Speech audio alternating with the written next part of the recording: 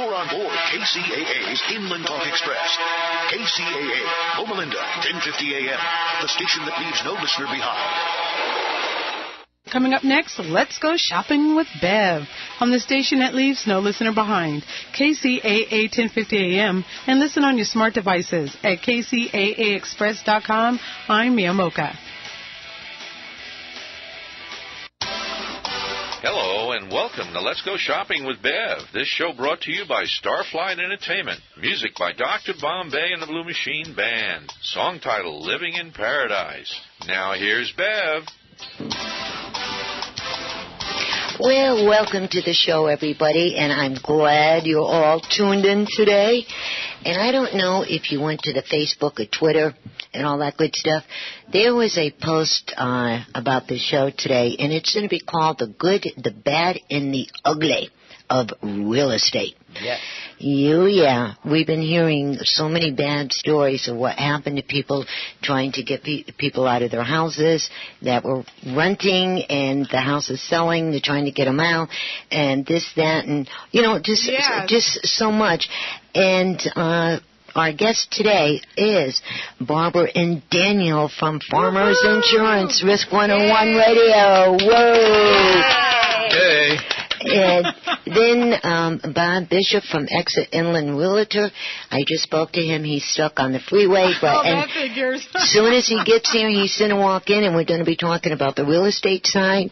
And then around 4:15, 4:20, we have a very special guest.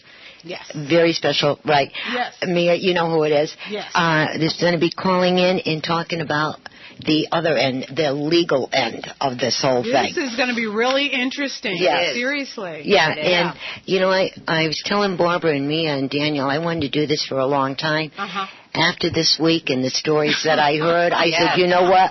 It's the time. It's the time. Yeah, and then you read in the paper, the L.A. Times, and, about all the banks, getting slammed with everything that they're doing. Mm-hmm. All these people are telling me they this and da-da-da-da-da-da, and I'm going, what am I waiting for? Let's do it. Right. And before we start the good and the bad and the ugly, I have an announcement. I'm very excited about this announcement. The Junior University Musical Theater is having their 51st anniversary. Yes, their 51st anniversary, and they are doing Pinocchio. Oh, really? Yes. And are you lying? No, I'm serious. I'll show this to you. And what it is my grandson, Michael Anthony, he went to Redlands High School. Yeah. He graduated. Yes. He is in the theaters now. Is he really? Wow. He's been in theater and the choirs and all of this through all of the years, and that's his goal. He's going to be going, hopefully, if everything goes according to plan, over to Riverside University, and he's going to be picking it up. Oh, wonderful. Yes. Yay. And it is Michael's third year of being in the Junior University Musical Theater. Nice. So he says, Nana, I said, give me the info. I got to bump this out. Yes, you do. Yeah, and so that's what it is. And Michael is going to be playing WC Cricket. Oh. And that's the part that he is playing, yes. And is he the conscience? Let your conscience be your guide. Is he like that? I think that's what it is. That's what he is. Oh, nice. Yeah, Yes. that's what it is. I don't want one. Did you ever have one? I think I did. I got rid of it. Oh, okay. You two have too much fun together. Seriously. We know each other too long. And the where they are located is the Roosevelt Ball. And they're in Paris Park at 1001 East Highland Avenue in lovely Sambadoo. And the zip code is 91704. And the performance starts next Friday, July 19th, through August 3rd. Nice. Yes. Yes. And the That's a long run. Yes, Yeah. the gates open up at, let me double check my little scribbly noties that I got this morning here. So rain or shine. Rain or all the shine, heat. right, You're the gonna be on show goes on. The gates open up at 7:35. The performance starts at 8 p.m. Nice. They go every day except Monday. Monday they go black. And then for the tickets, all right, these tickets are pretty good. For adults, it's a $10. For a child, it's a $5. Now, this is the cool part. Okay? I had to read this twice and ask him 4 times, did I just hear this right? And then I got the information off the web. Yes. And it said the same thing, so I guess, it's right. You read it twice, but asked it 4 times. I think about 20 times, right? All right, now, folks, get up. This is way cool. When you think about it, what a lovely way to spend an evening with the family. Absolutely. Out in the park. Yes. They are selling refreshments like water and soda and cookies and the chippies and, all this good stuff. Now, if you have more than one child, you're adding up in your mind the price of this thing, right? Okay. Well, hang on to your bonnet. Wow. For $20, you can get a family pack for 2 parents. It does not matter how many children are in your family. Oh, my gosh. If they're 18 or younger. I like that. And that's if you purchase the tickets early. And I'll give you the www googly thingy thing that they have. She means the website.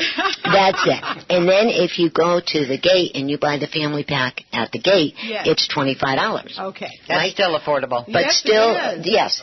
That's still affordable. Because you figure for mommy and daddy alone, that's $20. And then each child, it goes on and on and on. So, you can do that. Now, there's 2 rules that one must all obey.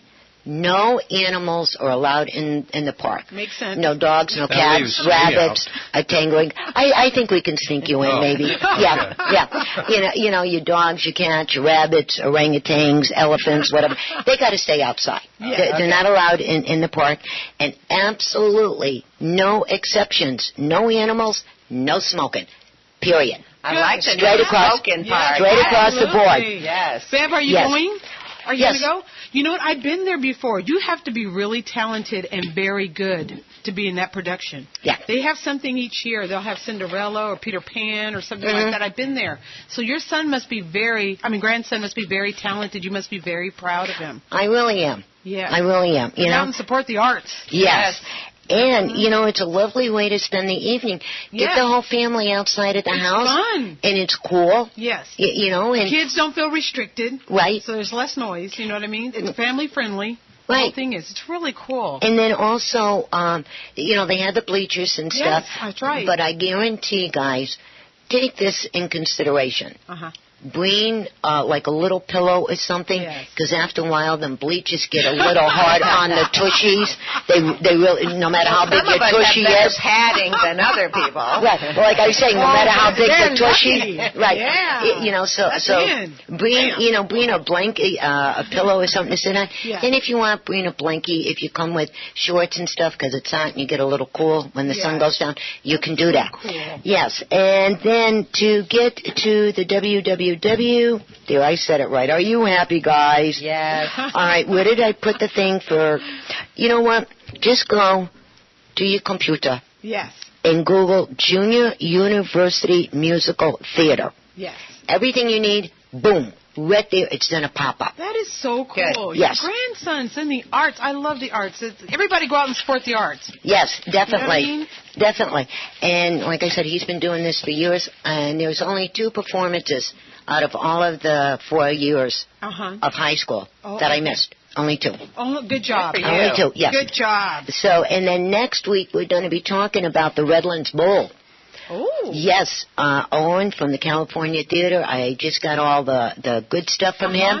And all of this is going to be put on Monday morning. I'm not in this universe over the weekend. I'm gone. You know. So by Monday it will be on Facebook and the YouTube. Nice. All this info about the musical theater and everything for the Redlands Bowl. Nice. Okay. Yay. All right. Good job. Woo-hoo. Okay. Yeah. So there you go, guys. The arts. Yeah, done. All right. Now let's start with the good, the bad, and the ugly. And here's the right music.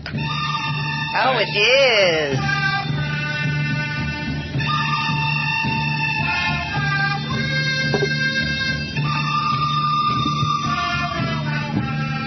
love Sergio Leone. Me too. Yes. I see is Clint Eastwood. Yeah. Oh, yeah. On that horse. Now, listen, guys. You're having trouble with real estate. You have a house that you're renting, a trailer, a tent, and you have to get somebody out. How do you go about it? We have the answers. If you're selling a house and you think that you're getting a bad deal, we got the answers. So keep on tuning in, and you will find out all the answers to the good, the bad, and the ugly. Yes. And now we're going to have Barbara and Daniel up, and they're going to be talking about the insurance end of the good, the bad, and the ugly. That's the good side, right? Yes. Yes, it is. It really is. Okay, so listen, guys. Now, Barbara and Daniel from Farmers Insurance, Risk 101 Radio, and you're part of our family. Well, Yes. You've been a part of my family for how many years? But I mean, the station's family here.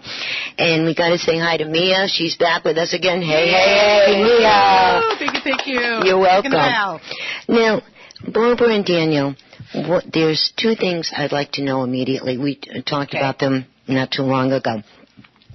With all the real estate going on, and you're out there and you're looking for the square footage and what you can afford, what you can't afford, and all of that, how important is the location for where you are buying? That is a great question. Thank you. Because people don't realize that the location is important. Because, yes, the house is underwritten or the premium is determined on, of course, the square footage. Does it, have the crown molding, not crown molding, those kinds of things, but also location. Because fire zones, flood zones, those all are very important, and you really need to know that before you're a week out of, escrow closing and all of a sudden you can't afford the insurance. And then also with the location, like if you're by the lake or the ocean, right, or a pond, right? Okay, whatever. There's water around, right? River. And a river, right? Yes. Mississippi. Oh, yeah. Yeah, we could go on forever, huh? Exactly. Now, if you're in the water zoning, now is the insurance different for the water zoning than it is for like the forest and the mountain zones? Yes. Why?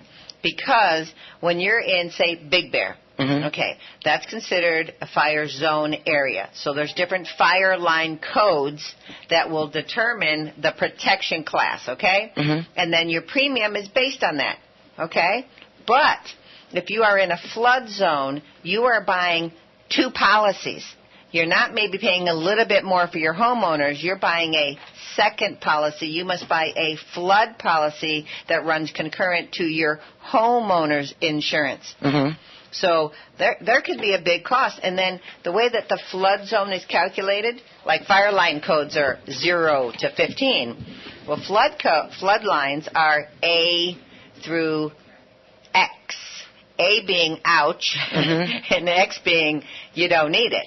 And then there's all that in between there, and those letters really define, and it's funny, people don't know, but the A versus the V versus the et cetera tells flood zone, ooh, that's by a pond, that's by a lake, or that's just in a bad zone. So that determines your rate as well. So, yes, that's rather important. It could be costly.